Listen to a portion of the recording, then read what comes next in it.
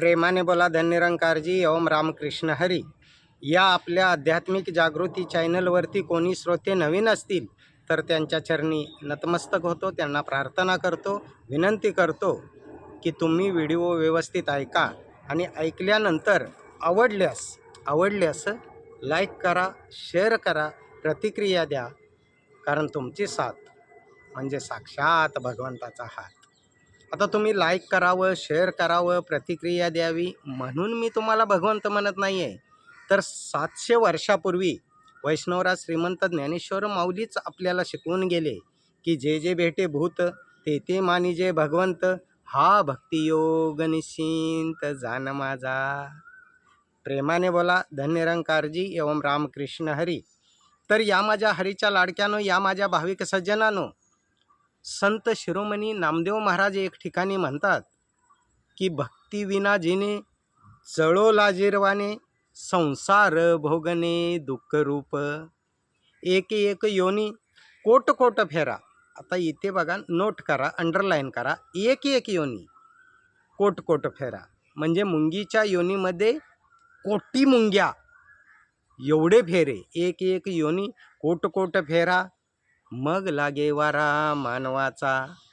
आणि तो coat coat फेरा इतका आहे, अंदाज दर्शवलाय, अंदाज ठोकताळा मांडलाय संत शिरोमणी नामदेव महाराजांनी। एक एक योनी कोट कोट फेरा, मग लागे वारा मानवाचा। 20 लक्ष योनी वृक्षामध्ये घ्याव्या, जलचरी भोगाव्या 9 लक्ष। 11 लक्ष योनी किडा कीटकांमध्ये, 10 लक्ष योनी पक्षामध्ये घ्याव्या। 4 लक्ष योनी मानवा भितरी, 30 लक्ष योनी पशुची या घरी। नामा म्हणे तेव्हा नरदेह हा नरा, तयाचा मातेरा केला मुडा।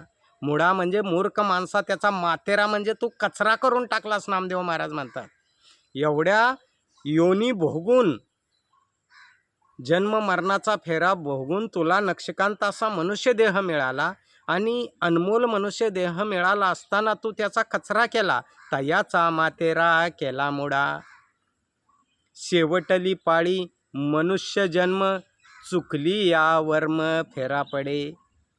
ज्ञानाचा बोध, ज्ञानाचा इशारा, ज्ञानाचं वर्म जर चुकलं तर पुन्हा पुनरपि जननम पुनरपि मरणम पुनरपि जननी जठरे शयनम, पुन्हा पुन्हा तो जन्म मरणाचा फेरा पडेल। पुन्हा मग 83,99,999 योनी फिराव्या लागतील। म्हणून विचार कर, शेवटली पाळी मनुष्य जन्म, चुकली या वर्म फेरा पडे। मग त्याच्यावरती उपाय सांगितला संत शिरोमणी नामदेव महाराजांनी की संसारी असावे, असूनी नसावे। आता तुम्ही म्हणणार असूनी नसावे कसं? असावे पण म्हणतायत आणि असूनी पुन्हा नसावे पण म्हणतायत। संसारी असावे, असूनी नसावे याचा अर्थ संसारात राहा पण चिखलात असणाऱ्या कमळाप्रमाणे राहा। संसारात राहा, संसारी असावे याचा अर्थ संसारात राहा, पण ज्याप्रमाणे पाण्यात नाव असते त्या नावेप्रमाणे राहा। संसारी असावे, असूनी नसावे, कीर्तन करावे वेळोवेळा। बघा काय सांगितलं,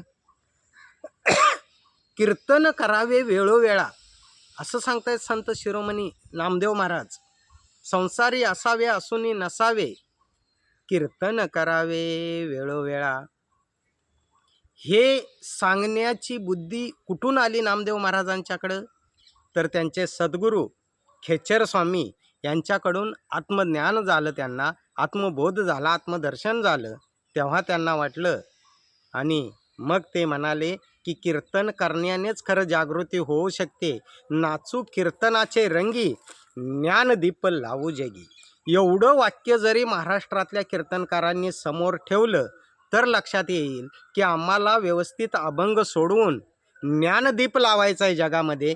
ऐका, ज्ञानाचे लक्षण, ज्ञान म्हणजे आत्मज्ञान, पाहावे आपणाशी आपणता या नावबोली जे ज्ञान। म्हणून संत शिरोमणी नामदेव महाराज म्हणतात की नाचू कीर्तनाचे रंगी, ज्ञानदीप लावू जगी।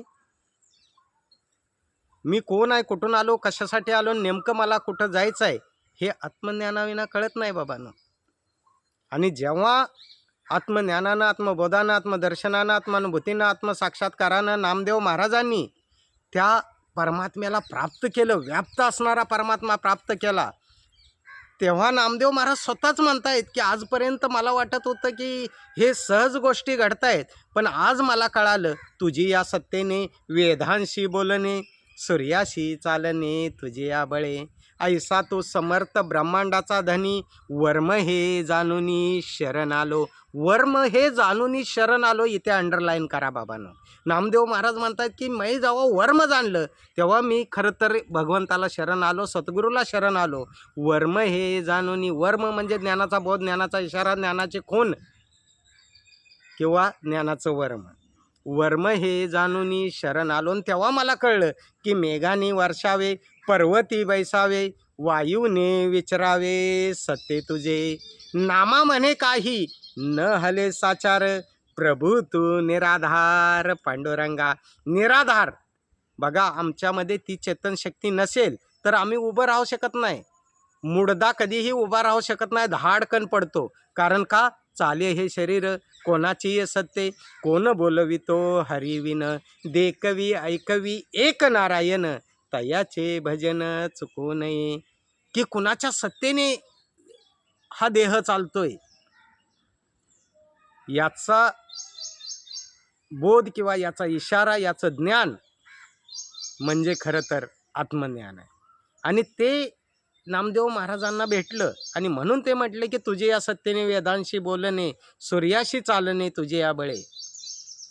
म्हणून आम्ही आयुष्यभर जरी देव देव आणि भक्ती करत बसलो आणि आत्मज्ञान नसेल तर काहीच उपयोग नाही आहे. नाना शास्त्र पटे लोको, नाना दैवत पूजना, आत्मज्ञानाविना पारता सर्व कर्म निरर्थकम. मग त्याच्यासाठी उपाय सांगितला श्रीकृष्णाने की तद्विधी प्रणिपातेन परिप्रश्नन सेवया उपदेशंती ते ज्ञानम ज्ञानीन तत्वदर्शना. ते तत्व कळाल्यानंतर तुम्हाला कळेल की बाबा रे,